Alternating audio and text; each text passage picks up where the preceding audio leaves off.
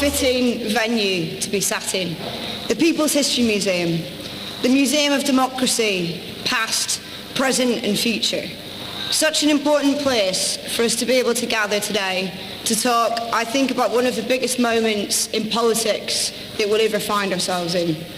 And fitting as well, it's my great pleasure to have you all in Greater Manchester, because you just have to look not just around this building or the skyline, but across this great city region, across every town, village and city within Greater Manchester, to see the story of what can happen when you put your principles into action and you lean on your history of people-powered success. For those of you not familiar with the Greater Manchester story, and that's few and far between because we're not known for our modesty or for being quiet, and I welcome friends from across the country to hear us being so proud of the place that we're building. But you think about this place, you think about a city of the Industrial Revolution, the first modern industrial city that was brought here by people, that was built by people, that created a people-powered economy and fought hard for democracy. From the trade union movement, from Peterloo, through to the suffragettes and even the modern computer, Greater Manchester's always had a story to tell about the difference that we made to the world. When you think about our city region in the 80s and the 90s, and you think about a place that struggled in post-industrial decline, that saw what happened when you strip away power, opportunity and control from our places. And you look now as to what we see. We see one of the fastest growing city regions in Europe. But we see something different. We see the creation of a place that's chosen to do things differently, that hasn't just accepted that what the market does is enough, but has thought about how we lean on our history and building a people-powered economy. So when we boast about creating the fastest growing city region, we're also boasting about the young people that we're getting into jobs and opportunities. We're boasting about our schools. We're boasting about the opportunities that we've taken to change people later on in life and help them grasp the creation of a new economy. And there's been one person that's been integral in what we've been trying to achieve over the last decades. And he's chosen a different path. The captain of a football team, surrounded by people that are committed to this place. And what we've been able to create in Greater Manchester has caught the attention, not just in the UK, but when we go abroad. Because we're telling ourselves a different story about what the future could be. A place that puts place before politics, that focuses on people and focuses on community and focuses on opportunity. And look, those of you that know me know that I don't give compliments lightly. I'm not someone that easily fawns on the people around me. So take this with the honesty and the integrity with which I mean it. I've seen Andy up close. And don't get me wrong, at first, when he wasn't on time to everything, I find that really stressful.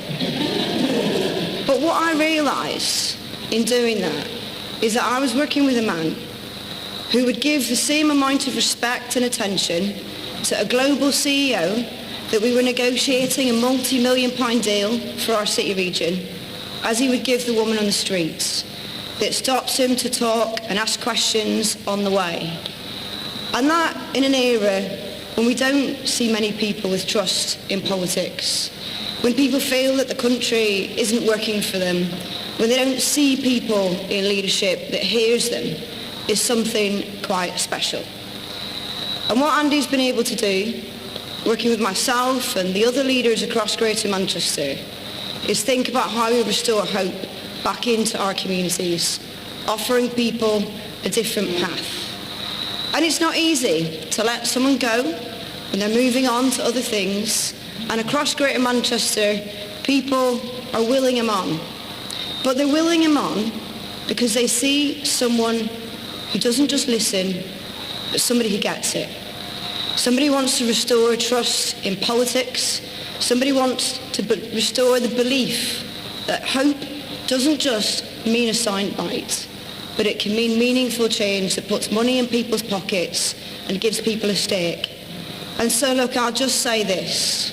We stand here with a legacy of generations of people that have fought for all that's good in society. We have to be able to restore trust in politics. We have to be able to keep people at the very heart of what we're doing. And there is one man that I've seen up close, that I've had the privilege over the last 5 years of working alongside. And it's that one man that I think I've got complete confidence that the path that we face in the years to come is made so much stronger by where we are today. So please, it gives me great pleasure to welcome Andy Burnham.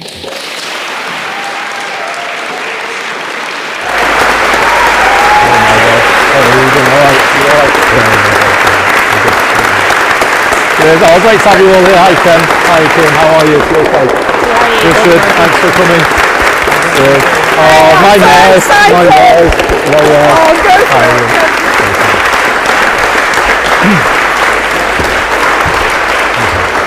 it. Thank you, everyone. Thank you. What a welcome. Thanks so much, everybody.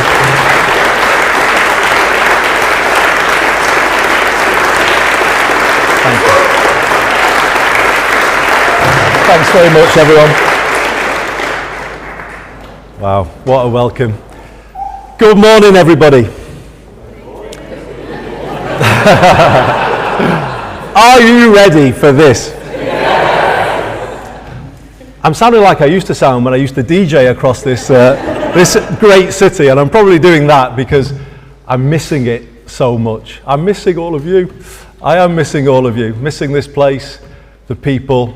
You were just brilliant to me in my 9 years as mayor. I could not have asked for better backing. You were there at my back all the way through, and I will never forget what this place did for me. It's been such a wrench to leave that I've had to get special permission from what people in Westminster call my Manchester clothes. I've had to get special permission to wear them this morning. Sorry, Kemi, about that. However, I have bowed to public pressure on one front. I have bought some new running shorts.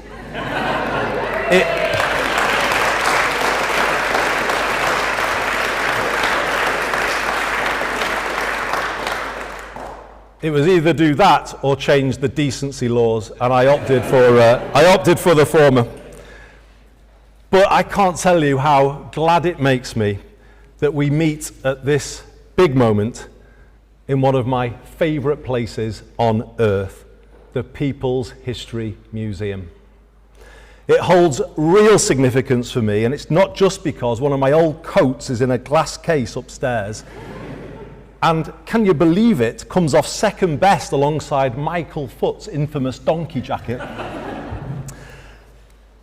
It's because these galleries tell the story of our country better than anywhere else.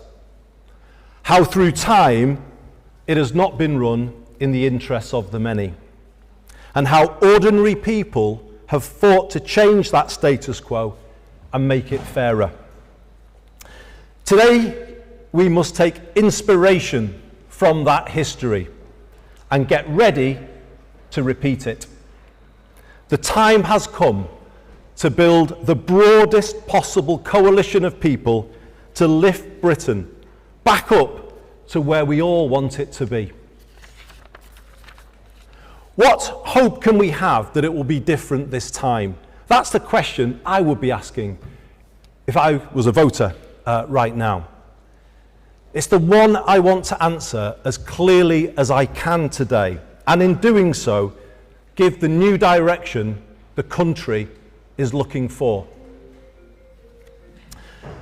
After 10 years of political turbulence since Brexit, and 20 years of falling living standards since the 2008 financial crash, Westminster hasn't been working for people, and it hasn't been working for a very long time. In fact, it is broken. And as a result, the country isn't where it should be. It is stuck in a rut, and clearly we can't go on like this. My generation of politicians, including me, must take responsibility. We haven't been good enough. But instead of being honest about that, the parties have continued with politics as usual, finger pointing, point scoring. Now, that might matter less in a world where people's lives are getting better, but when they are not, it is dangerous and destructive of what remains of public trust in politics. We cannot go through another decade like the one we have just had. We need a new determination to raise living standards of every single person in this land. And we must accept that, to do that, to fix the economy and the country, we need to change politics, and we need to do it now.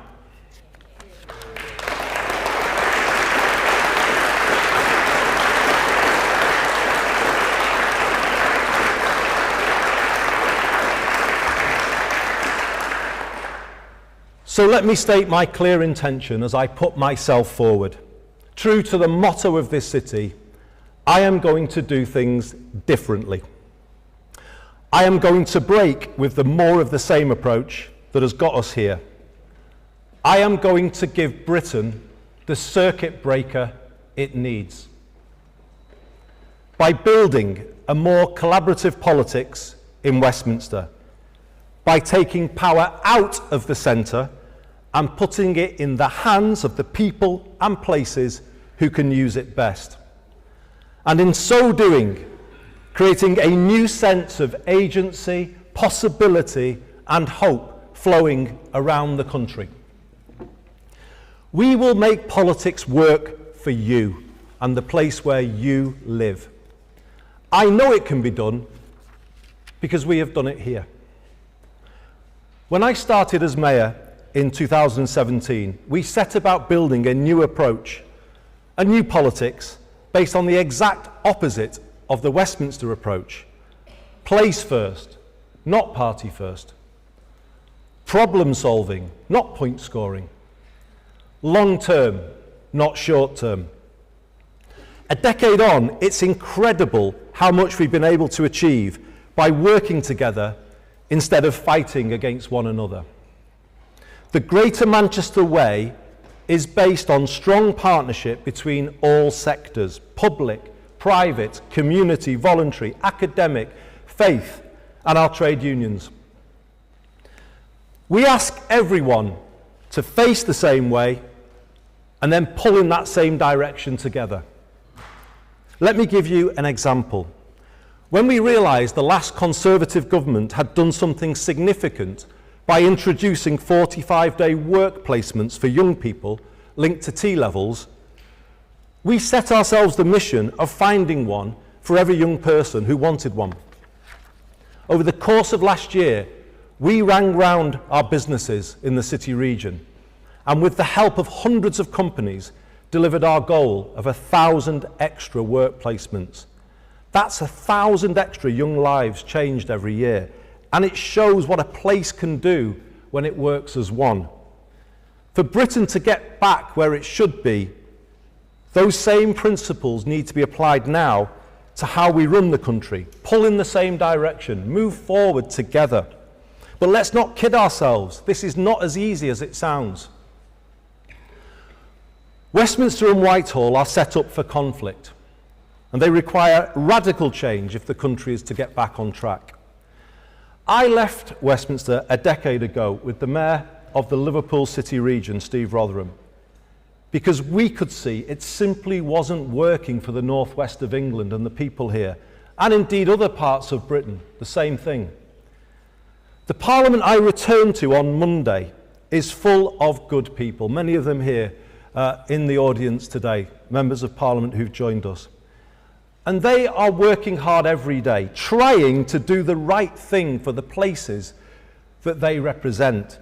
But it's hard, it's too hard for them to make change. Why? Because power is not in the hands of those places that they represent, but held by an insufficiently accountable, outsourced state. We are one of the most over-centralised countries in the world.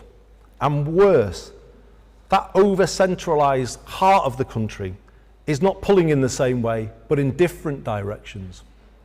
That is the reality of Westminster now, both within our parties and between them, and between the departments of Whitehall. I'll be honest, I was worried about what I found on my return last week. It is a more fragmented, disjointed place than the one I left. And frankly, unhappier. I will work hard to change that culture, leading from the front and showing how things can be different. Letting MPs be authentic representatives and not using the whip system to create fear or close down debate. Involving more people in the work of the government and drawing on the breadth and depth of talent and expertise our party has to offer. While the political direction I set is not up for negotiation, I will build an inclusive team at the very highest level so that all parts of the party and the country can see themselves reflected and represented in it. And may I say, I will not announce those decisions on appointments. Certainly not today, and indeed not until the end of this process. So until then, feel free to discount the wild speculation in circulation. Message for the back of the room there. Good morning, Mr. Mason.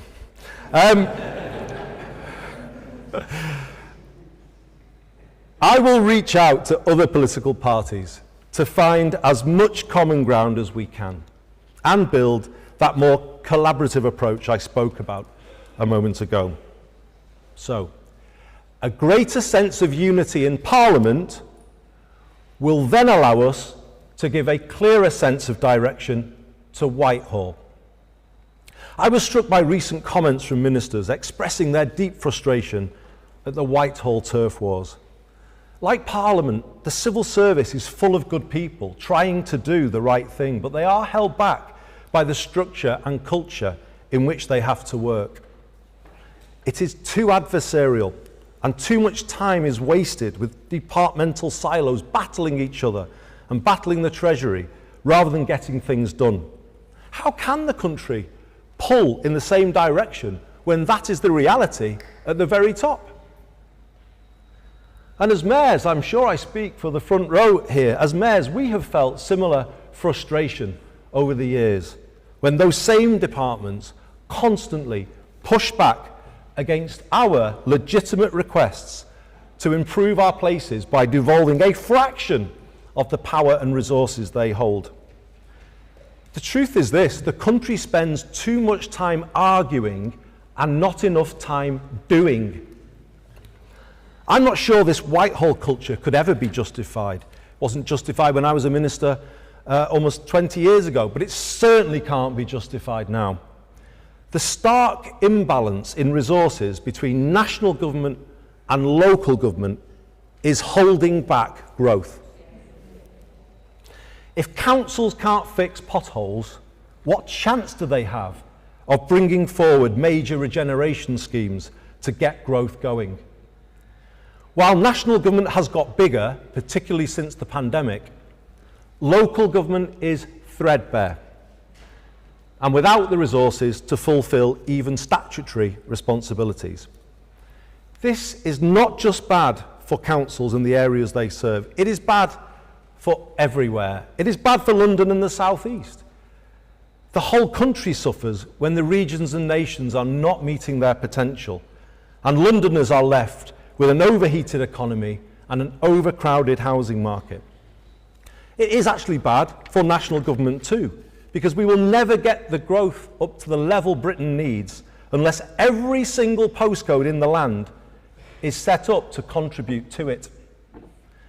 This country hasn't thought in that way before, but with the Makerfield test at the heart of decision making, it will do from now on.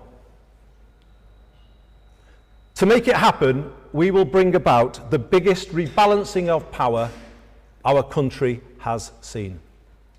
It is time for Whitehall to accept that growth cannot be ordered from the top down.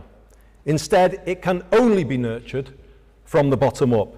It comes from having the power at ground level to make a real difference, from a clear shared vision that everyone can understand and investors can back.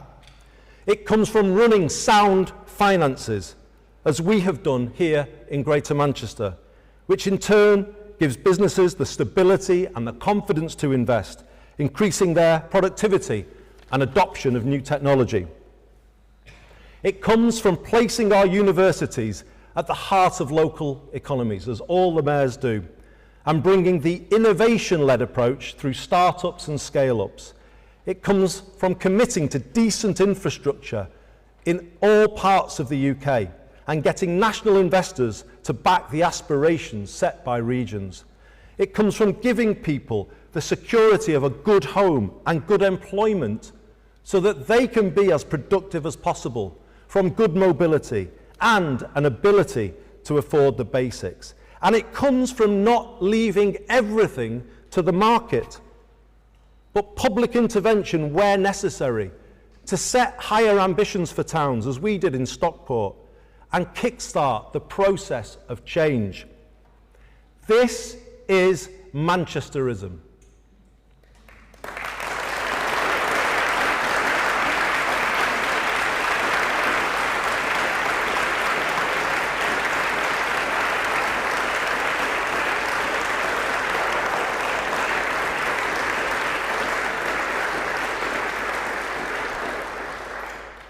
I think I even saw the Mayor of Liverpool clapping at that one. It is a vision for good growth and a rejection of the old trickle-down model.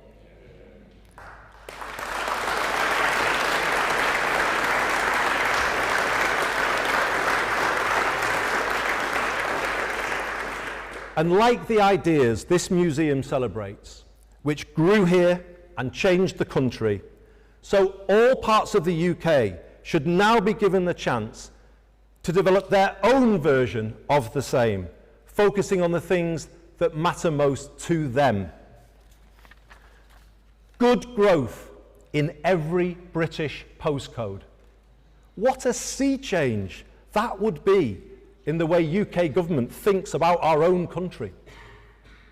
Places no longer forgotten or written off as they have been in the past, but supported to make the best of their assets, seeing the positives in all places. And there are positives in all places, in all postcodes across this United Kingdom. Let's always remember that.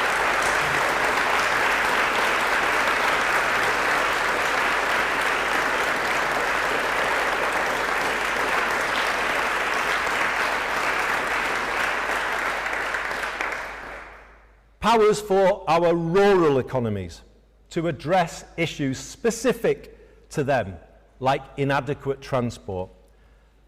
Powers for areas undergoing industrial transition, like Port Talbot, Scunthorpe and Aberdeen. Powers for our proud coastal towns to reimagine themselves for the 21st century. And yes, more powers for London too, over education and housing, so that London can do more for itself and remain the world's greatest capital city. And you heard that here from Manchester.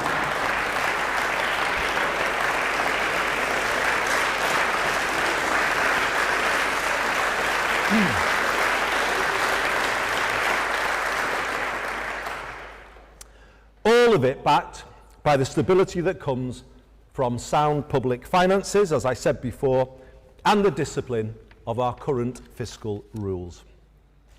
I hope people can begin to feel, hopefully you can, some of the excitement that comes with the change that I'm setting out today. It promises a new era of possibility for Britain, possibility in places that haven't felt it for a very long time. And I know, because I heard that from people on doorsteps in the by-election. But let's give them that feeling, that ability to hope, to aspire to better. The change will be the biggest change in our lifetimes to the way the country is run, and it is consistent with the 2024 manifesto. We will create a more streamlined state with a clearer purpose to power up all parts of the country and put a laser-like focus on growth and regeneration, good growth. The change will be driven through the Prime Minister's office in an extended operation based here in Manchester.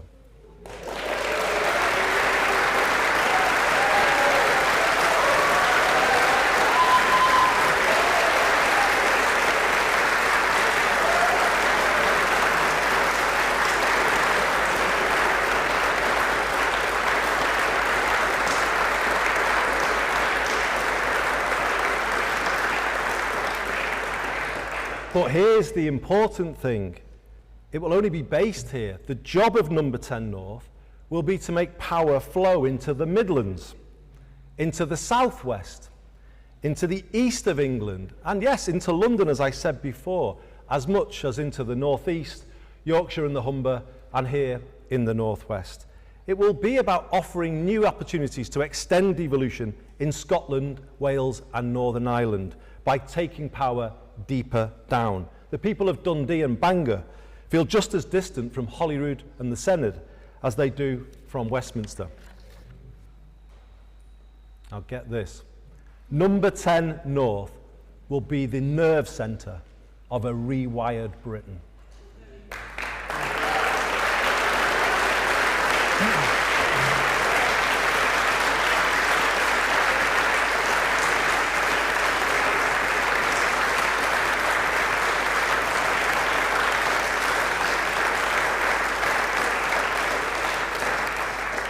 It will be the conduit through which we redistribute power and resources across the UK. It will coordinate all parts of government at national and local level to agree a long-term economic strategy and help all places set new growth ambitions. It will be given a mission to strive for equivalent living conditions in all parts of Britain, borrowing from the German Basic Law. It will make place-based collaboration the new operating principle for UK PLC, requiring all government departments and agencies to support strategic and local authorities with staffing and resources. And let me say this very directly.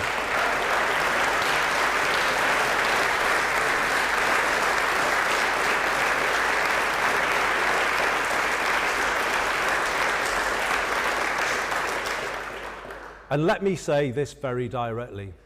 The days of Whitehall fighting the devolution power into the regions and nations are over, for good.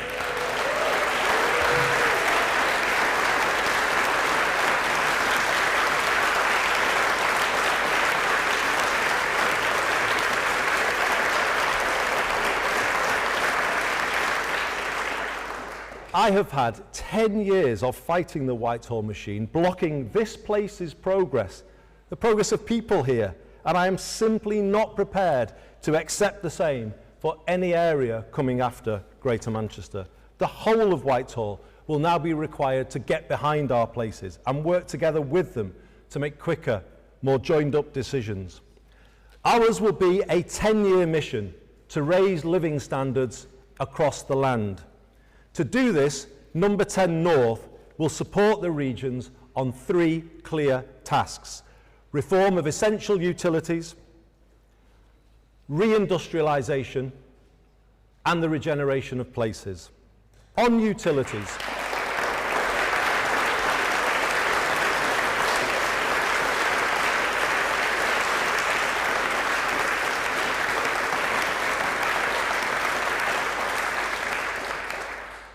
utilities, we will ensure all parts of the UK are able to take greater public control of essential services like water, housing, energy and transport, learning from the model that has transformed our bus networks here in Greater Manchester.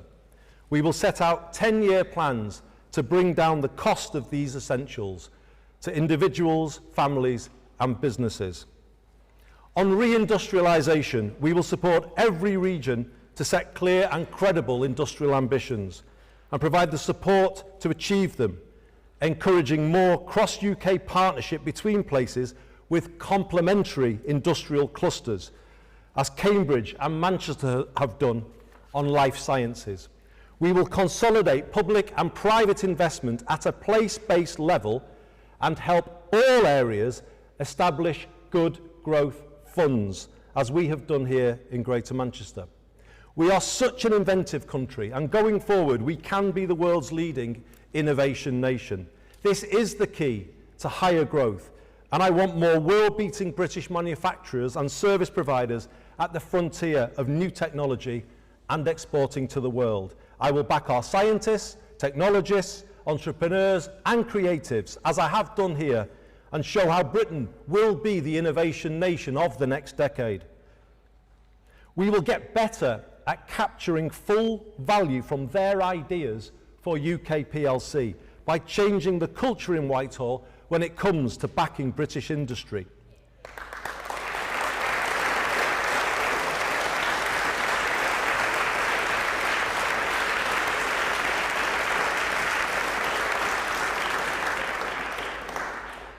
For too long, UK public procurement policy has been based on chasing cut price deals around the world, rather than helping our own British-based suppliers become more stable and competitive. No more. From here on, every pound raised from taxpayers will work harder for them, and that approach will apply fully to the Defence Investment Plan. We will make sure that all eligible public contracts are subject to proper social value weighting.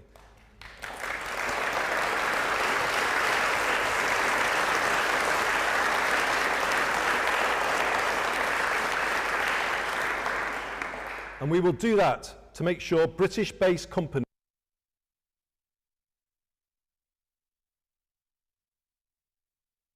need to build our own resilience in places across the country in an increasingly uncertain world. We need to safeguard sovereign manufacturing and production capability across the country in critical sectors like steel, defence, energy, food and farming, rather than just being prepared to let it go, as we have sadly done in the past. In return,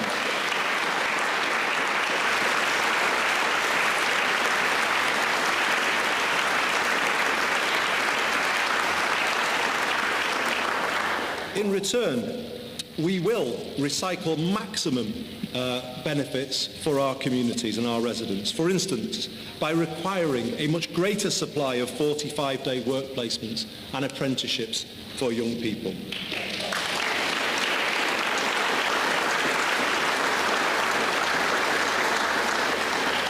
I take very seriously the findings of the recent report by Alan Milburn.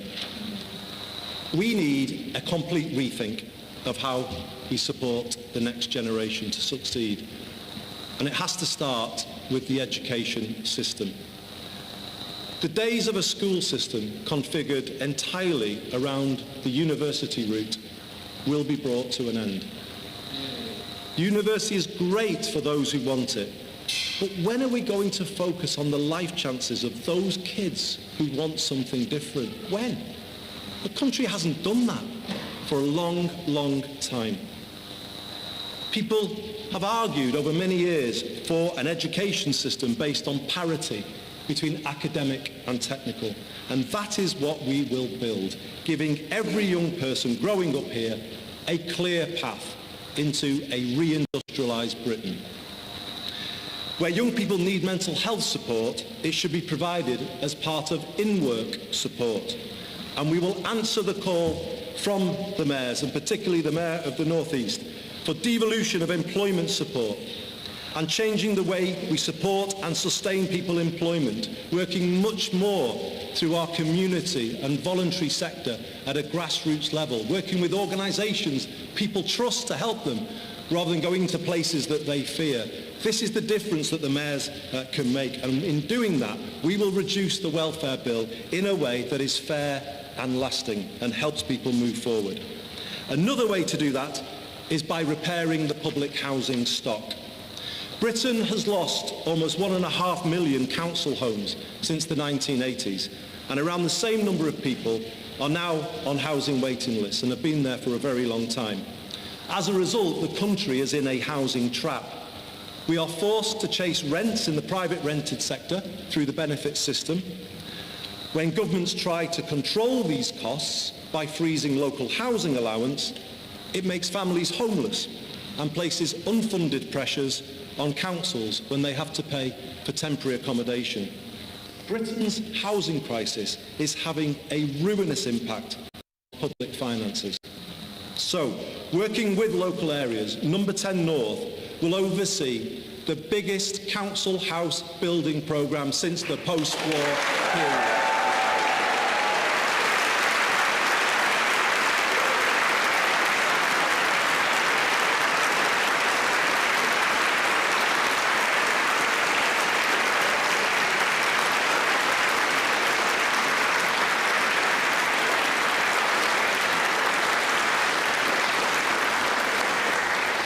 We will use public land, vacant public land, to reduce costs. Let me just take you back to when I grew up here in the 1970s, and Steve Rotherham and I have written about this in a certain book.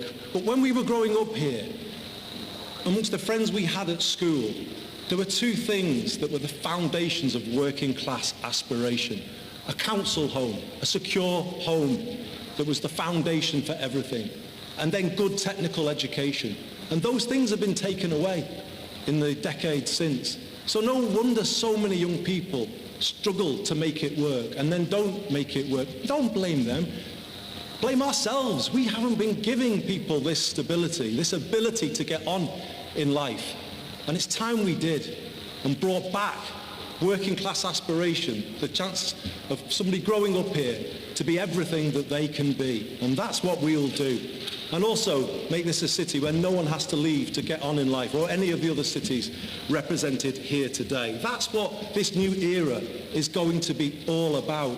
A sense of hope, of possibility, that things are achievable that you might not have thought were before. And having this focus on council homes again and building them in all parts of the country, it will represent a decisive shift to a more preventative, productive state, adopting a national housing first philosophy as has been pioneered so successfully in Finland. If you don't give people a good home, what chance have they got of having a good life? What chance of making the health service sustainable if people are not living in good accommodation or getting a good education for kids? Everything starts with a good home, and this country finally has to put that at the top of its priority list.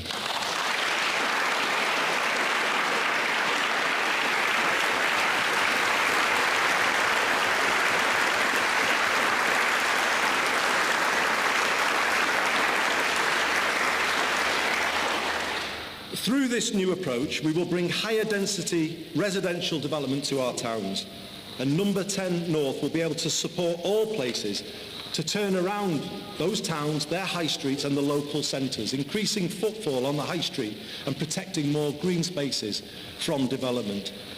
To reinforce that, we will reform business rates to support pubs and high street businesses that bring social benefits to communities. And let me finish by saying this. Rather than being a marker of decline, shouldn't we make our high streets the new symbol of Britain's renaissance?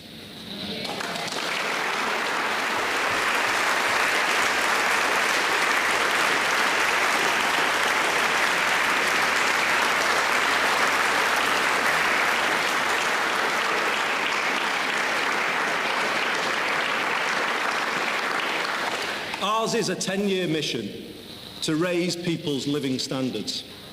I know people can't wait forever for change. I heard on doorsteps in Makerfield how people need a bit extra now to help with rising costs. I will do my very best to deliver it, and whilst not taking risks with the public finances, will seek to give Britain some breathing space as soon as I can. People need to be able to look forward to a night out or a holiday with the kids. People need hope. This brings me back to where I started and the stories told in this building of how ordinary people, right back to Peterloo 200 years ago here, changed a British state not built with them in mind. Our modern challenge is exactly the same. An economy which, from the mid-1980s onwards, has not been built with them in mind, and instead has handed more to those who already have most and left people overpaying for the basics. If people in 1844 could form the cooperative movement in Rochdale to lower the price of food, then why can't we act now with similar courage to make life better? Imagine what things could be like if we succeed. Imagine what it would feel like to live in a country wired to work for ordinary people rather than against them. Imagine if all local areas could build homes people can afford to the point where they could guarantee one for everyone. Imagine if we could bring down the cost of energy for people and businesses and the good things that would come from that. Imagine good growth in every postcode and hope in every heart.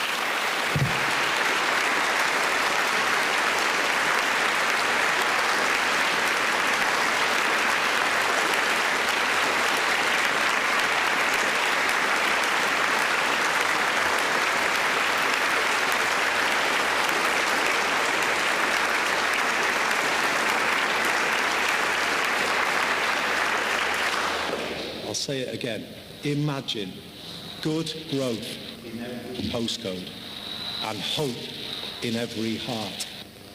Well, imagine no more. Let's make it happen.